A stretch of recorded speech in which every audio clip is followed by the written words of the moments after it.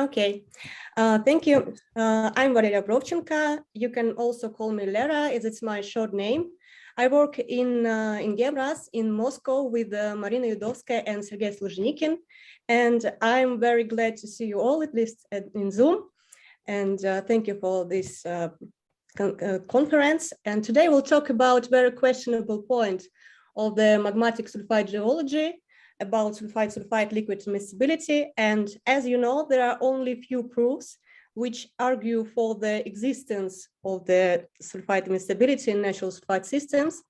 And we start with the experimental proofs. And one of those is the chance experiment with the ternary sulfide systems, where they detected immiscibility of copper-rich liquid. And the second is Bauhaus experiment in quaternary sulfide system, but as you know, it hasn't been verified by further work, Brennan work. Well, and it's hard to call it proof, but anyway. The third is Gorbachev and Nekrasov work with the quaternary sulfide system, where they also added platinum, and they obtained immiscibility of copper poor and copper-rich liquid, as the picture. And the interesting fact of that work that they also found the partition coefficient for platinum, and it is 3 times smaller than partition coefficient between MSS and residual liquid or in liquid. And also some of the natural findings could also support the idea of sulfide-sulfide liquid immiscibility. And we just started the research of rhodium-enriched ores, firstly described by Tolstych et al., this work.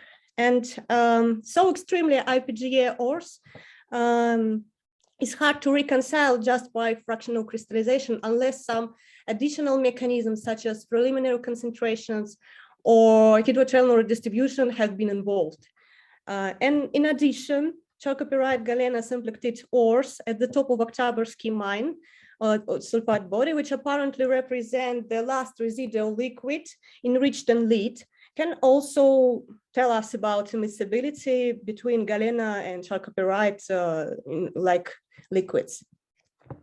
One of the nature's experiments, Mount Rudna MSS ISS ores, massive ores of Norilsk 1 deposit offshores, potentially can confirm this idea. In 2D view, we see up to 4 millimeters ISS globules that are surrounded by fine-grained MSS ISS matrix. And our new X-ray microtomography data confirmed the globular texture of these ores. And we also observed the preferable association of PGM in these ISS globules, not in MSS ISS matrix. So we suppose that it could be explained, sorry, that could be explained by the preferable station could be explained by the platinum and palladium partitioning into these ISS globules when it was liquid, and also by the difference in solubility of these elements in ISS and MSS, because MSS can dissolve some PGS, exactly platinum and palladium, and ISS cannot.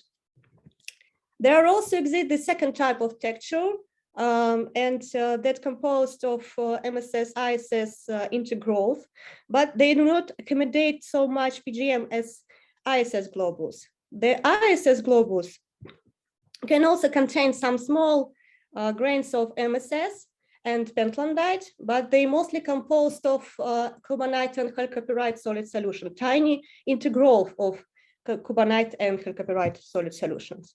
And PGM grains in ISS globules, they're the biggest in the samples, and the size of about 100 microns or 125 microns. And the interesting thing that at the contact between these ISS globules and MSS ISS matrix, we see outward MSS bands, and the biggest grains of pentlandite confined at the contact between ISS globules and MSS bands. And all phases have non-stoichiometric composition and show heterogeneous distribution of many trace and some major elements. For example, palladium content in pentlandite increases toward the contact with ISS. And as you can see at this base here photo. And the most enriched in palladium pentlandite grains confined exactly at the contact, the biggest grain and the most enriched in palladium. In ISS globals themselves, we see that indium and zinc content decreases or increases toward from the core to the rim of the globule, but cobalt decreases. And we believe that it could be additional evidence for the possible formation of ISS globules from the not equilibrated liquid before crystallization of ISS, because it's a tiny intergrowth of cubanite and chalcopyrite solution. And this zone of enrichment are like 100 microns. So here I present our new conception of Mount Rudna ISS ores formation. And at superliquidus temperatures, the initial liquid separates into two. The two immiscible liquids have similar composition, so they can contain copper, nickel, and iron, but in different quantities. And this green labeled copper-rich liquid gathers together with comparable elements. And we assume that this is platinum, palladium, and TOPS group elements. And they form globule. Whereas the copper pure liquid starts to crystallize MSS at the temperature below 1000 degrees. The area around globule becomes depleted in copper-richer component. And this depleted liquid can form only MSS. And this leading to the formation of MSS globules around, MSS rims around ISS globules. Nickel is incompatible with the copper-rich liquid and is concentrated at the contact between MSS and copper-rich liquid. This eventually leads to pentlandite formation by pyrotectic reaction or later by exsolution from MSS. Platinum, palladium occur the independent liquid because of ISS impossibility to dissolve it. Then, which led to formation of the biggest PGN exactly in their ISS globules. Well, and the minor part of platinum and palladium, also rhodium and PGE, remains in copper pure liquid at the very beginning. And they just dissolve in MSS for a long temperature range. Unless unquenched, they become non-energized, as you can see here. And as a result of this process, their ores become highly heterogeneous, and major and trace elements show diffuse into comparable phases, making directional trends of enrichment, which we can see at LIC-PMS maps and also in profiles. And question, why do we see all of this in Mount Rudna MSS ores and not in experiments and not in other type of ores and other deposits, so on? And I can't answer this question right now, but I suggest two possible decisions. Firstly, that Mount Rudna ores were the one finding of naturally quenched MSS ISS massive ores.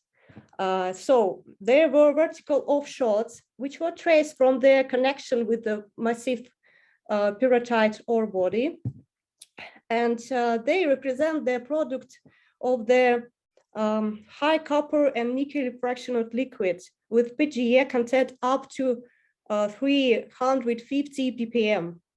And maybe, like in chunk experiments, we can see this immiscibility only in some specific copper and nickel enriched systems.